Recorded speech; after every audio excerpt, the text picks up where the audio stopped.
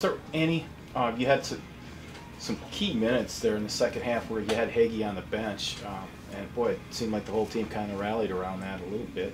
What was going on out there? Yeah, I mean, obviously when our top scorer, our best player, gets 4 fouls, that's, we can't rely on one person. We got to do it as a team then. Everybody has to step up their game. Temp really stepped up her game. I mean, like Coach was saying, they went on a run there and we responded well, so we were happy with that.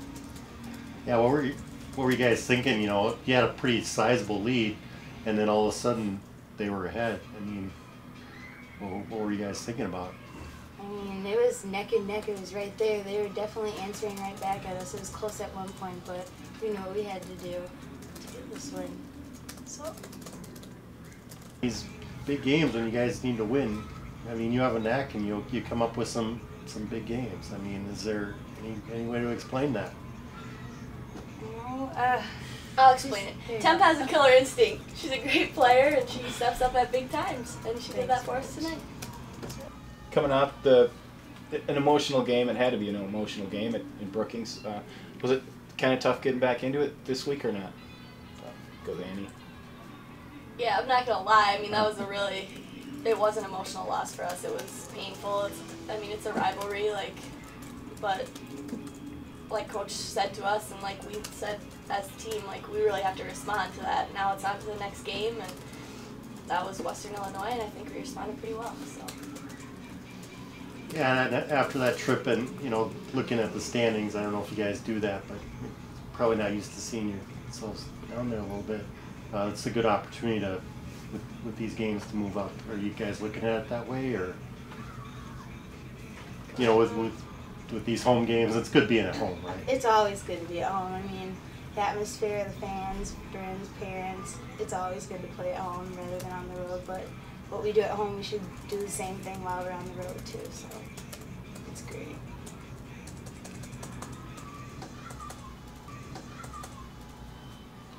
Tim, does it feel good to just get past the SDSU game and get this win tonight, play well doing it? It does. It's a good feeling to be back home and getting this big win. We needed it and responded pretty well coming from that tough loss. But Coach, you had a pretty nice lead there in the first half, and then in the second half, all of a sudden, it was gone. And Hagee was out. What were you thinking at that time? We were thinking a lot of things. I thought the first 5 minutes of that second half, when you as a home team really need to come out and try to capture somebody's spirit, so to speak, we didn't do that. I think they went on a 15-5 run to start that second half, and then we tightened up a little bit.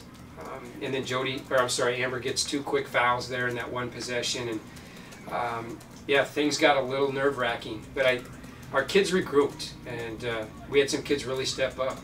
Tempestt and Jody were just exceptional, really all night, but especially when we needed it, when our horse was on the bench. So really proud of really all those kids that built the lead when Amber went to the bench.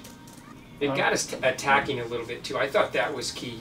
Sometimes we can play through Amber a lot, which gets us standing a little bit. When she went to the bench, I thought we really got in an attack mode. We got some penetration baskets. We played together, got some ball reversals, and that was neat to see.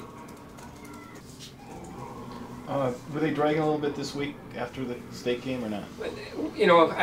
I don't think we were dragging. No, I think we had a very determined 2 days of practice. We really did. Were we disappointed? Yeah, we were. Did we play really, really hard in that state game? Yeah. And our kids were emotionally drained, but they picked themselves up, I think, quite nicely. And I got off to a really good start tonight. That was key. We really talked about getting off to a good start and seeing the ball go in the basket, having an aggressive mindset. And all those kids that, maybe didn't shoot the ball as well against South Dakota State, did they respond tonight? Absolutely. Absolutely they did. And that's really positive. We're very proud of those kids. Tempestt with the big game, and we're kind of talking a little bit. She seems to have a knack in these big games when you really need to get something. She shoots well. Tempestt is a good player.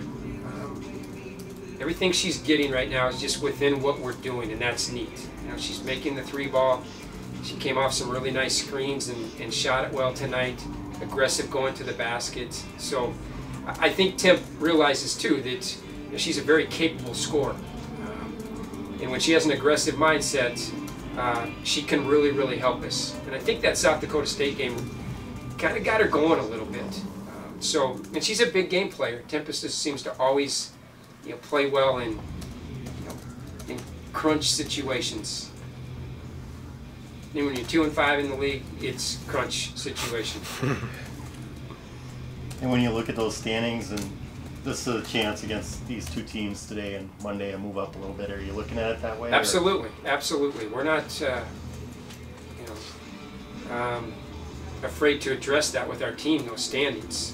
It's a conference. We're finally, you know, in one and can, you know, playing for something. And you know, when you have Western Illinois and IUPUI coming to the Dome, where they're ahead of you in the standings, that's an opportunity to claw your way up a little bit. And so that's the case this weekend. You know, we need a good 80 minutes of basketball. We got a good 40 tonight, and we're going to need another solid 40 to beat a good IUPUI team on Monday.